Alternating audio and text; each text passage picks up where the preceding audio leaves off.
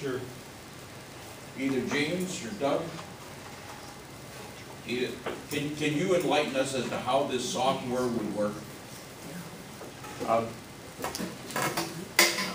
Well, prior to construction, we would model it, and then we model, because it's an astronomical phenomenon, it can be very accurate. You can very accurately predict where the sun is at any moment in a whole year.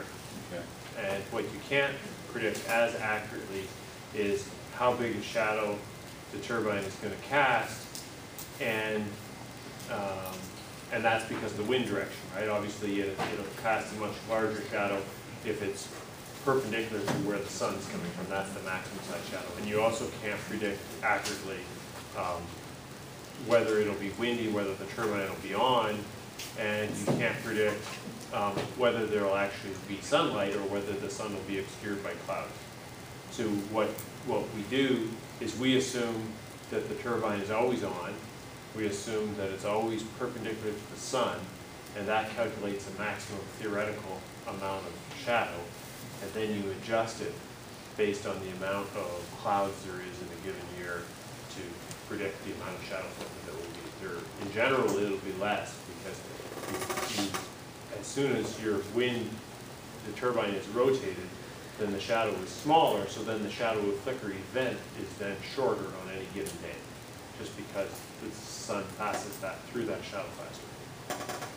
So take us through the steps then. If somebody were to complain about the fact that they're getting excessive shadow flicker, how do you go about either proving or disproving this? We've never had a requirement where there was a post-construction requirement to generate stuff. So it's usually that you require to demonstrate that you're compliant on a pre-construction, so there's a very low risk of having a shadow flicker complaint post-construction. We haven't dealt with one. So that is just not a common complaint that you're exceeding the ordinance limit. Then just you could look back on the records of over a given year to calculate what the actual potential shadow flicker events could have been, but to correlate it back to whether it was sunny, I mean, you'd need some sort of light intensity meter that would tell you whether it was light enough at that point in time to cast a shadow or not. So that would be some additional input that we would need. We haven't done it. I think it's probably, you could monitor brightness somehow, but we just haven't done it. You'd have to go back through the records and determine how big the shadows were and whether the turbine was running. So this software then is based on anticipated, not necessarily reality. The software is run. It's modeled pre-construction to determine, those max shadows, and that's calculated very accurately. But it has to be adjusted to determine based on the cloud and actual meter. So, Doug, so there's never been any studies. That's one problem I have, because there's no studies been compiled as builds. In other words, the modeling that you put out is for shadow flicker. Have they ever done any modeling afterwards or data gathering to give how good that modeling was, and compared to, you have the computer model and then compare it against known shadow flicker thereafter? Has anybody ever compiled that data? I don't know the answer to that. I could check with our engineers who do the shadow flicker analysis in the back there. But it's usually calculated very accurately before, and it would be underneath the 30 hours. So I guess the lack of people complaining that we're over a said limit maybe demonstrates that in general the modeling is accurate, but that's all I can give you right now. Well, I mean, it was shown in that day from the guy in DeKalb County that he definitely had a problem at his house. He had 30 hours in the first 2 months. So I can't speak for another no, person. I know you can't, but I'm just posing that question, is this something to the commission, is this that we require follow-up on that model? You know, you've just passed a setback limit, which is dramatically higher than what is applicable in that default project. So that mitigates a lot of concerns. I'm not sure that we could get over the shadow flicker limit and be in not violation of the other parts of the ordinance.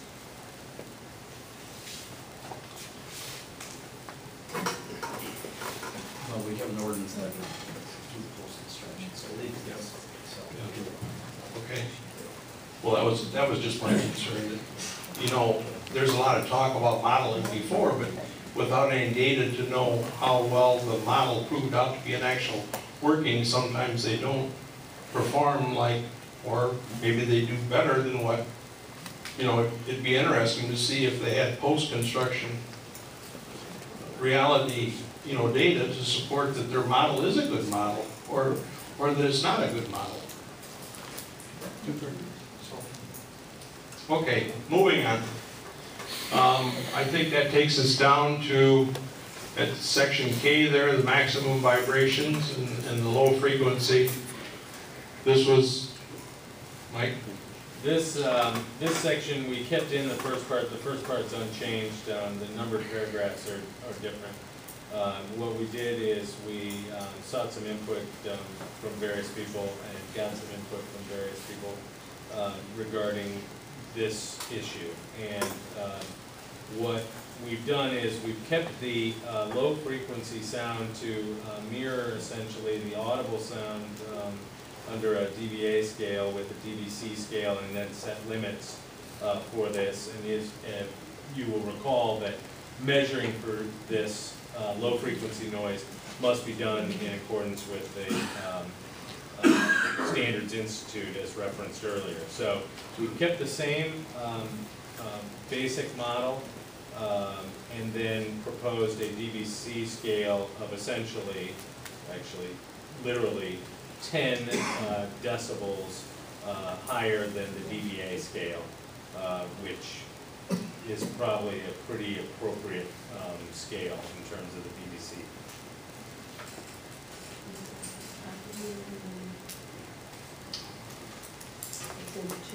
Yeah, thank you.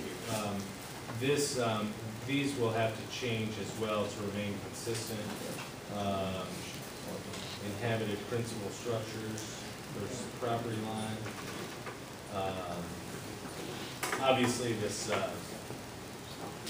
part is drafted new, so this was not in the prior ordinance.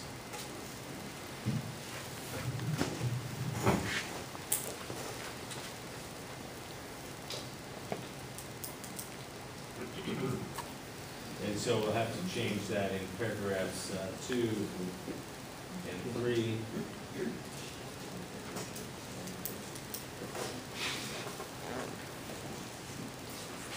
And then this allows for a waiver similar to the other sound issue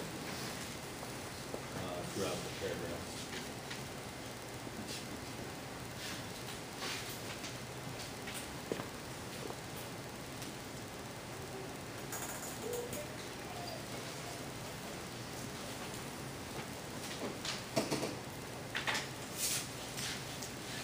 Any questions regarding this language?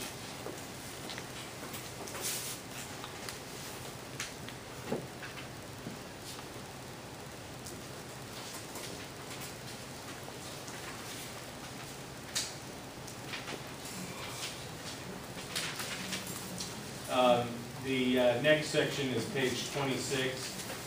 It's a definition to add the dBc scale, as well as definitional changes to the, on page 27, the west non-participating parcel and the west participating parcel. These changes, these three definitional changes, one is a result of adding the low frequency noise. The other was a result from the discussion that we had last time about whether or not a non-participating parcel would be converted to a participating parcel if they allowed a waiver in exchange for some value, okay? So we made it clear now in these definitions that if a non-participating parcel receives some value in exchange for a waiver, that would not convert the parcel to a participating parcel.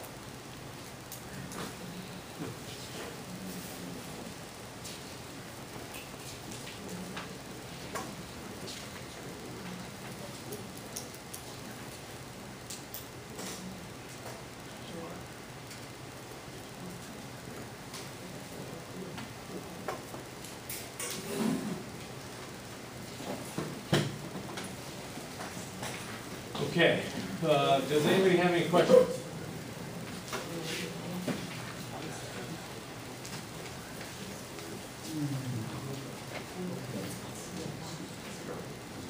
I know we talked about the participating last time, Yeah. and I know what our intent was. But there are participating people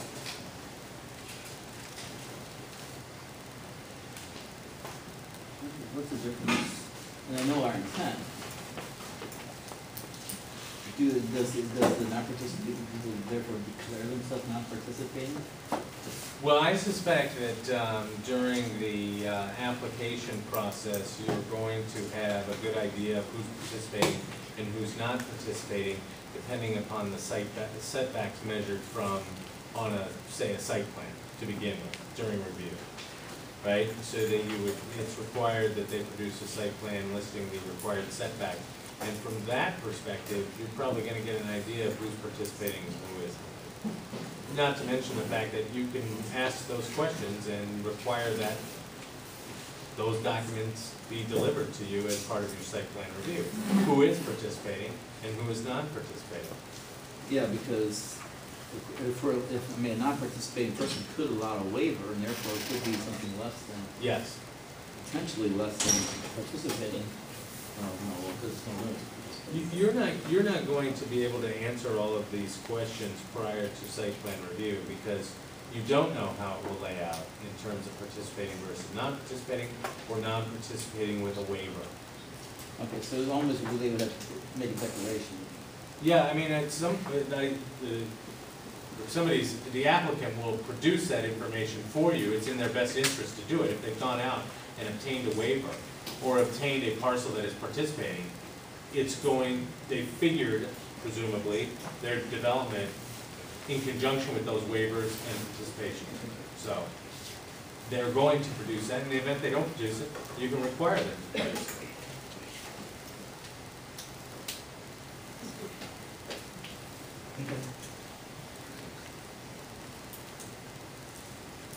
Yeah, the declaration has to occur, because otherwise we don't know. Well, certainly at some point, you need to know that information. Yes, correct. because it's going to be hard to evaluate it if we don't. Correct. That's exactly correct. But in terms of a site plan review, you'll be able to then see, depending upon the anticipated placement of towers, how that looks in terms of a map, so that you can determine who is this, are they participating, are they non-participating, and are the setbacks appropriate? Correct. Yeah, it has to be declared, otherwise Correct. we can't That's evaluate right. it. So does that need to be defined in here? That information is already required to be produced. As site plan review? Correct. Or any other information you find may be helpful. So if you don't get what you need, you have the right to ask for it.